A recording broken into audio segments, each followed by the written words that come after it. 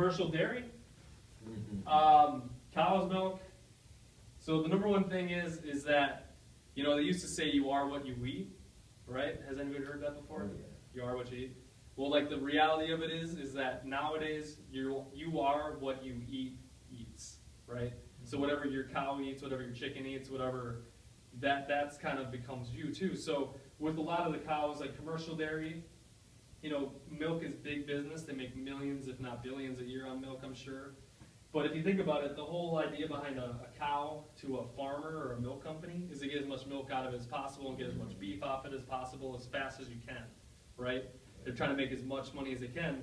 So one of the ways they do that is they load up the cows with antibiotic shots. They give them growth hormones. I think if you take a cow that's raised in a commercial environment versus a natural cow at 3 or 4 months' time, the one that's raised with the hormones and antibiotics looks like a full-grown cow compared to the one that's raised naturally. It's actually really kind of disturbing to look at that. But so again, like when we put these things in, growth hormones, vaccines, anything that goes into the cow is going to get into that cow's tissues. If it's in the tissues, it can get into the milk or the meats or whatever it is that we're using off the animal. So again, just one more reason to try to stay away from this. This is actually gross. I apologize if you guys are going to go home and drink milk after this, but lots of cow's milk contains pus. Wow.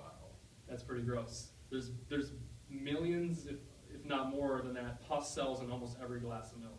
Wow. Yeah. Because again, what they do with these cows is they're there to milk them and they over milk them. So when you're milking a cow all day, or they use probably machines for this, they tear up the udders. There's blood getting into the milk. There's pus getting into the milk. All this stuff is getting into the milk, and that's essentially what people are drinking. Processed with a high heat, denaturing protein. So that's where your what you would call it. It's a pasteurized, hydrogen or hot. What's the other word? Homogenized. Pasteurizing a product. So let's go back to this. So if you're pumping a cow and the blood and the pus and all that stuff's getting in the milk, well, they know that we don't want bloody milk, right? Right. Unless you think you're serving you strawberry milk and you're getting away with it. Like, so what they do is they run it through pasteurization. Pasteurization is a high heat process. It kills everything inside of the milk. Even the nutritional value. There you go. Even all the nutritional value. So doctors and farmers and everybody that says that cow's milk is so nutritious for you and it's full of calcium, well, it's totally not, because they have to kill all the bad stuff with the high heat process, and at the same time they're killing all the good stuff. So what they do is they re-add the stuff after the fact.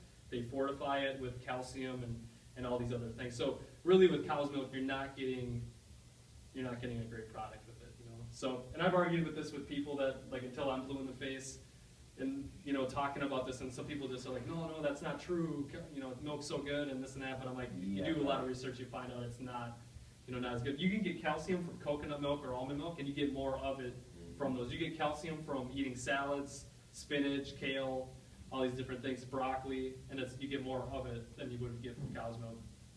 Basically, one way that you can kind of think about cow's milk is, picture that you guys are like lost in a jungle for like a week, and you guys come and finally you're dying of thirst, right?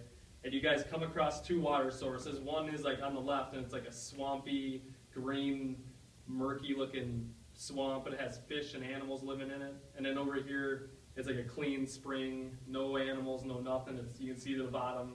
You know, which one would you want to go drink from? The clean one, right? It's a trick question. That's the tendency. Yeah, you want to go drink from the good, clean one, and that's kind of what you're doing here. Is you're kind of drinking from the swampy, mercury water with milk, because you don't know really what's in it, with all these other things that get inside of it. So again, if you're one of those people that can't kick the milk habit because you grew up on it your whole life, again, just some simple ways to avoid some of this stuff is try to get the organic food or organic milks if you can. Unless you have a straight connection to a farm, which a lot of people don't, you know, you can get raw milk too. Raw milk is. Oh, go ahead. We have a co-op downtown that has in a glass bottle that type of milk, and they get it from a local farm. You get the raw milk. Mm-hmm. That's actually pretty neat, because a lot of markets I've heard you can't sell it. A lot of people, some states it's illegal. Like I read about people getting literally arrested for selling raw milk.